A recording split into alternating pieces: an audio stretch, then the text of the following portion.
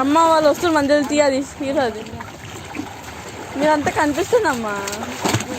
కనిపిస్తుంది అందుకని అంటున్నా సైడ్కి కనిపిస్తుందమ్మా